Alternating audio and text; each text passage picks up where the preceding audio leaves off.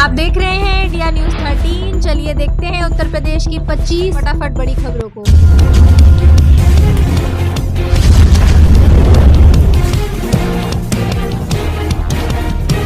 सिपाही भर्ती परीक्षा में फेल अभ्यर्थियों के लिए बड़ी खुशखबरी। फिजिकल टेस्ट हेतु भर्ती बोर्ड का ऑफिशियल ऐलान। असफल उम्मीदवारों को मिल सकता है बड़ा अवसर। जितने भी सिपाही भर्ती के रिजल्ट में असफल अभ्यर्थी हैं उनके लिए काफी बड़ी खुशखबरी सामने निकल कर आ रही है। अगर आप कुछ कम अंक से कट ऑफ क्रॉस नहीं कर पाए तो आपको बता दें कि अभी वेटिंग लिस्ट भी जारी किया जा सकता है। हालांकि वेटिंग लिस्ट तभी जारी होगा जबकि फिजिकल और मेडिकल आयोजित होने के बाद पदों के सापेक्ष अभ्यर्थी नहीं मिलते हैं, तभी वेटिंग लिस्ट जारी होता है। तो कट ऑफ कम करते हुए फिर भर्ती बोर्ड वेटिंग लिस्ट भी जारी करेगा। ऐसी स्थिति में आपको एक अतिरिक्त अवसर मिल सकता है। लेकिन वही बात करें उन अभ्यर्थियों का जिनका काफी अधिक अंक से रह गया, तो ऐसे में और अभ्यर्थियों के लिए नई भर्ती वर्ष 2025 में जारी होने जा रही है।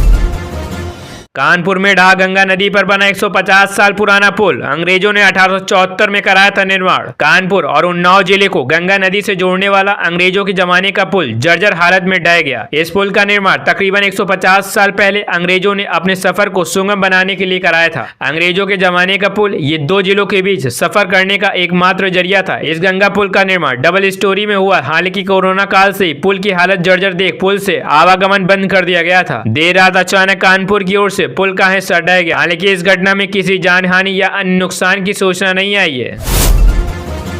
अब यूपी के युवाओं की हुई चांदी। योगी सरकार ने खोला खजाने का मुंह। हर खाते में आएंगे 25 लाख रुपए। अगर आप भी देश के सबसे बड़े राज्य उत्तर प्रदेश के निवासी हैं, साथ ही पढ़े लिखे होने के बावजूद भी आपके पास नौकरी नहीं है, तो ये खबर आपके काम की हो सकती है, क्योंकि उत्तर प्रदेश की योगी सरकार ने युवाओं के लिए खजाने का मुंह खोल दिया है। वहीं आपको बता दें स्कीमों को दो भागों में किया गया विभाजित। आपको बता दें कि सरकार ने सीएम स्वरोजगार योजना के तहत मिलने वाले कर्ज को दो भागों में बांटा है। यानी सर्विस सेक्टर के लिए अगर आप लोन लेने के लिए आवेदन करना चाहते हैं तो आपको 10 लाख रुपए मिलेंगे। वहीं व्यापार के लिए 25 लाख रुपए का अमाउंट आपको दिया जाएगा। दरअसल इस लोन को लेने के लिए सरकार ने कई शर्तें भी रखी हैं। यह कर एक जिला एक उत्पाद का लाभ लेने वाले को ही सरकार देगी। यही नहीं, सरकार ने कुछ शर्तों को पूरा करने के बाद इस लोन पर सब्सिडी का प्रावधान भी किया है।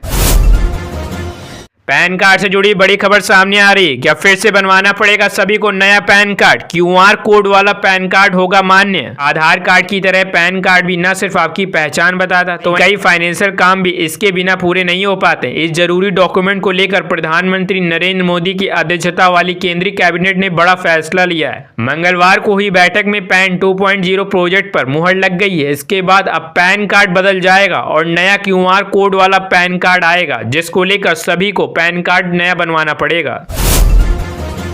राशन कार्ड ई-केवाईसी करने का अंतिम मौका, नहीं तो फ्री राशन से हो जाएंगे वंचित। राशन कार्ड धारकों के लिए ई-केवाईसी एक महत्वपूर्ण प्रक्रिया है जो सरकार द्वारा निर्धारित की गई। यह प्रक्रिया सुनिश्चित करती है कि राशन कार्ड का लाभ सही और जरूरतमंद लोगों को तक पहुंचे। हाल ही में सरकार ने ई-केवाईसी कराने की अंतिम तारीख को बढ़ाकर 31 दिसंबर 2024 कर दिया है। इससे पहले तारीख 30 सितंबर 2024 थी। यदि कोई राशन कार्ड धारक इस तिथि तक अपनी ई-केवाईसी नहीं कराता तो उसके नाम को राशन सूची से हटा दिया जाएगा और फ्री राशन प्राप्त नहीं होगा।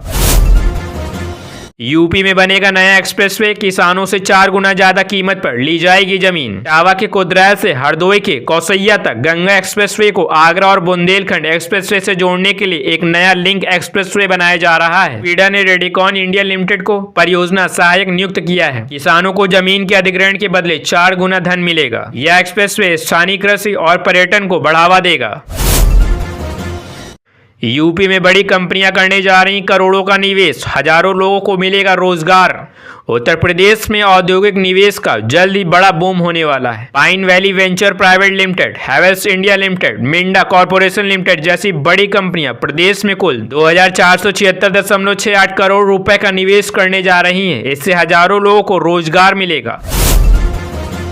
किसानों को मालामाल करने जा रही केंद्र सरकार की ये स्कीम न किसी रुकावट के मिलेगा सीधा लाभ। प्राकृतिक खेती को बढ़ावा देने के लिए सरकार अब एक ऐसी योजना लेकर आई है जिससे किसानों की आय में वृद्धि होगी और साथ ही उन्हें रासायनिक खेती का बढ़िया विकल्प मिलेगा। इस योजना के तहत करीब 1 करोड़ किसानों को 15 से 20 हजार रुपए तक प्रति हेक्टेयर आर्थिक सहायता दी जाएगी। केंद्र सरकार किसानों को प्राकृतिक खेती अपनाने के लिए प्रोत्साहित कर रही है। इसके तहत किसानों को प्रति हेक्टेयर 15,000 से 20,000 रुपए तक की आर्थिक सहायता दी जाएगी। यह कदम खेती की पारंपरिक पद्धति को प्रोत्साहन देगा और किसानों की आय में वृद्धि करेगा।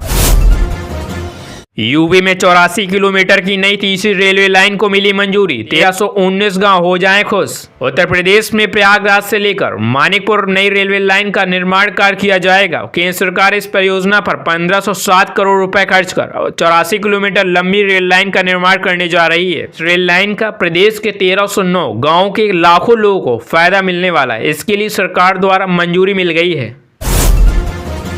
सरकारी कर्मचारियों को बदल गया रिटायरमेंट से जुड़ा नियम, गाइडलाइन की गई जारी। कर्मचारियों के लिए महत्वपूर्ण सूचना। वास्तव में एक नवीनतम अपडेट में आपको बताया गया है कि सरकारी कर्मचारियों के रिटायरमेंट से जुड़े नियमों से महत्वपूर्ण परिवर्तन हुए। गाइडलाइन में कहा गया कि सभी को इस प्रक्रिया का पालन करना चाहिए। सरकारी कर्मचारियों के रिटायरमेंट नियमों में बदलाव। कार्मिक मंत्रालय के पेंशन और पेंशनर्स वेलफेयर विभाग ने कहा कि 18 साल की नौकरी पूरी करने वाले कर्मचारियों को वेरिफिकेशन कराना होगा। इसके लिए सभी संबंधित विभागों को आवश्यक दिशा निर्देश दिए गए ताकि रिटायरमेंट के समय कोई समस्या ना हो। सभी को इस प्रक्रिया का पालन करना जरूरी है, जैसा कि गाइडलाइन में बताया गया है। 1.5 लाख मित्रों को योगी सरकार का तोहफा, इतने रुपए बड़ा मानदेय। देखे पूरी अपडेट। उत्तर प्रदेश शिक्षा मित्रों के हित में मुख्यमंत्री योगी आदित्यनाथ की तरफ से बड़ा तोहफा मिल चुका है। और अब जिस प्रकार योगी सरकार बड़े बड़े फैसले ले रही है, वहीं वह दिन दूर नहीं जब सभी शिक्षकों के मानदेय में बढ़ोतरी होते देख सकती है। जैसा कि आपको पता होगा कि हाल ही में यूपी में उपचुनाव चल रहा था और इस चुनाव की वजह से यूपी में आचार संहिता लगा हुआ था। लेकिन अब उपचुनाव समाप्त होते ही सरकार की तरफ से सभी शिक्षा मित्रों के हित में बड़ा फैसला लिया गया है।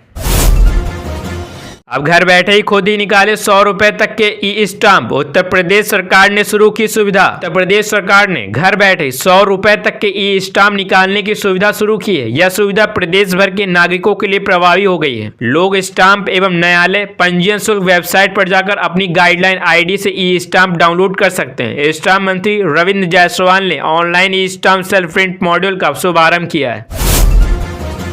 रेलवे में भर्तियों को लेकर रेल मंत्री अश्विनी वैष्णव ने अहम जानकारी दी। भारतीय रेलवे में निकलने वाली भर्तियों को लेकर हर कोई नया अपडेट जानना चाहता है। रेलवे लगातार इस तरह की खबरों से जुड़े अपडेट्स भी देता है। मंगलवार को रेल मंत्री अश्विनी वैभव ने भर्तियों से जुड़े मामले पर बात की। केंद्रीय मंत्री ने कहा कि विभाग ने पिछले दशक में 5 लाख कर्मचारियों की भर्ती की है। यह संख्या पिछले दशक की तुलना में थोड़ी ज्यादा है। रेल मंत्री वैष्णव ने यह बयान नागपुर के अजानी रेलवे ग्राउंड में आयोजित अखिल भारतीय अनुसूचित जाति अनुसूचित जनजाति रेलवे कर्मचारी संघ के राष्ट्रीय सम्मेलन में दिया।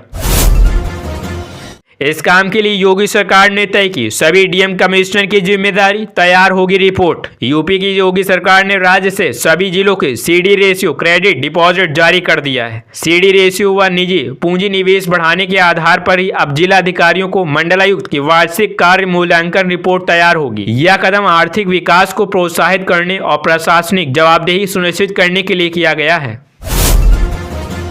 अब केवल 10 मिनट में डिलीवरी करेगा अमेजॉन। नई तेज सर्विस बढ़ाएगी ब्लिंकिट और जेप्टो की मुश्किलें। Global e commerce platform Amazon ने भारतीय मार्केट के क्विक कॉमर्स स्पेस में कदम रखने का मन बना लिया है। नई रिपोर्ट से सामने आया कि अमेजॉन भारतीय में क्विक ई कॉमर्स सेवा तेज नाम से लॉन्च कर सकता है। इसके साथ ग्राहकों को केवल 10 मिनट में सामान की डिलीवरी की जाएगी। साफ है कि यह सेवा ब्लिंकिट और जेप्टो जैसे विकल्पों को सीधे टक्कर देगी।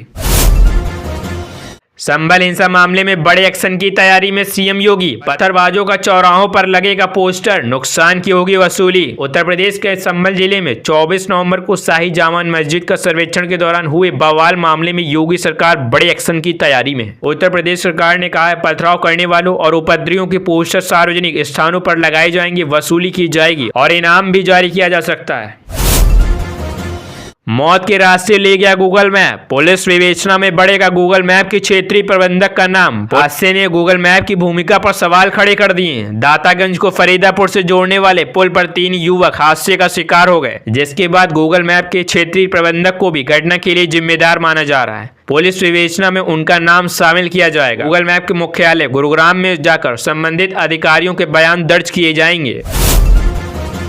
अब अयोध्या के मिल्कीपुर में बजेगा उपचुनाव का बिगुल। 24 की हार की भरपाई में जुटी बीजेपी। यूपी में उपचुनाव का बिगुल अब अयोध्या के मिल्कीपुर विधानसभा क्षेत्र में बजेगा। निर्वाचन आयोग इस उपचुनाव की तिथियां जब भी घोषित करे, भाजपा हर समय चुनाव के लिए तैयार बैठी। विधानसभा के उपचुनाव के जरिए भाजपा यूपी के साथ ही पूरे देश को यह संदेश देने की कोशिश करेगी कि श्री राम की जन्मभूमि अयोध्या जिले में भाजपा की पकड़ कमजोर नहीं पड़ी है। संदेश को आगे ले जाने की दिशा में काम पिछले 6 महीने से चल रहा है। इंतजार महज उपचुनाव की तिथियों के घोषित होने की है।